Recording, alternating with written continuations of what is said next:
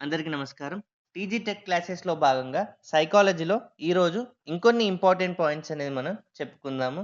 So, ఇక్కడ మన topic వచ్చేసి వ్యక్తి వికాసంపై అనువంశికత ప్రభావాలను సమర్థించేవారు. అంటే ఇక్కడ హ్యూమన్ డెవలప్‌మెంట్ పైన హెరిడిటరీ యొక్క ప్రభావాలను సపోర్ట్ చేసేవారు. ఎవరెవరంటే ఇక్కడ ఫ్రాన్సిస్ గాల్టన్. సో, తను పరిశోధన చేసింది ప్రముఖ వ్యక్తుల కుటుంబాలను.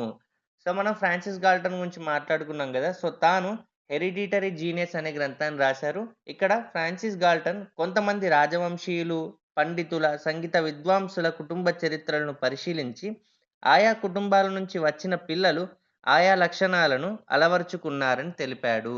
సో, తరువాత ఇక్కడ డగ్‌డేల్. సో, తాను మ్యాక్స్ జూక్స్ కుటుంబాలపైన పరిశోధన చేశాడు. సో, తర్వాత గొడ్డార్డ్.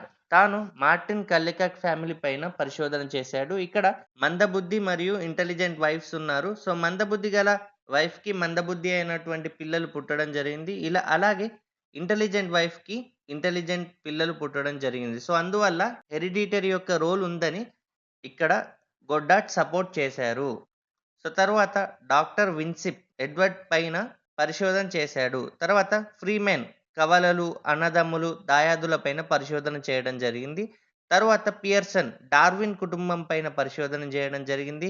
సో, తర్వాత కెల్లాగ్ తాను డొనాల్డ్ మానవ శిశువు, గువా చింపాంజీ శిశువు పైన పరిశోధన చేయడం జరిగింది. అంటే ఇక్కడ కెల్లాగ్ దంపతులు తమ బిడ్డ డొనాల్డ్‌తో పాటు చింపాంజీ శిశువు గువాను పెంచారు. బట్ వాటి ప్రజ్ఞలో తేడా అనేది ఉంది. వాళ్ళు ఇద్దరిని పెంచారు. ఇక్కడ మానవ శిశువు, అలాగే చింపాంజీ శిశువు. కానీ వారి యొక్క ఈ ప్రజ్ఞలో తేడా ఉండడం జరిగింది. డొనాల్డ్ ఇక్కడ ప్రజ్ఞ అలాగే మూర్తిమత్వాన్ని కనబరిచాడు. గువ మాత్రం దుమకడం, పరిగెత్తడాన్ని ప్రదర్శించింది. అంటే ఇక్కడ హెరిడిటరీ అనువంశికత అనేది మెయిన్ రోల్ ఉంటుందని కెల్లాగ్ అబ్జర్వ్ చేయడం జరిగింది. సో, వీళ్ళు ఇలా ఇక్కడ వ్యక్తి వికాసం పైన అనువంశికత ప్రభావాలను వాళ్ళు పరిశోధించి సమర్థించడం జరిగింది. సో, తర్వాత ఇక్కడ శిశువు తనతో పాటు తన చుట్టూ ఉన్న ఇతర వ్యక్తులతో కలిసి జీవించాలనే కోరికనే ఏమంటారంటే యూద జీవనం అంటారు. అంటే గ్రెగరియోస్‌నెస్. సో, తర్వాత ఇక్కడ విద్యా హక్కు చట్టం 2009 ప్రకారం section 17 clause 1 sub clause 2, 2 clause ఏ, 2 క్లాజ్ జి ప్రకారం పిల్లలను ఎటువంటి శారీరక, మానసిక వేధింపులకు గురి చేయకూడదు. అలా చేస్తే చట్టపరమైన శిక్షకు గురి అవుతారు.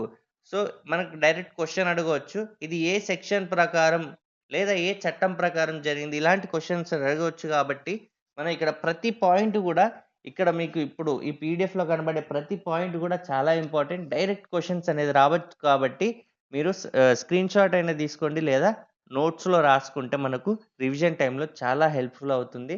డైరెక్ట్ క్వెషన్స్ అనేది రావచ్చు కాబట్టి. సో, ఈ వీడియో గనుక మీకు నచ్చినట్టయితే లైక్ చేయండి. అలా ఇంకా ప్రిపేర్ అయ్యే వారికి షేర్ చేయండి. ఏమైనా డౌట్స్ ఉంటే కూడా కామెంట్ రూపంలో తెలియజేయండి. వంశీకృష్ణ అకాడమీ ఛానెల్‌కి సబ్స్క్రైబ్ చేయండి. So, thanks for watching. Thank you so much.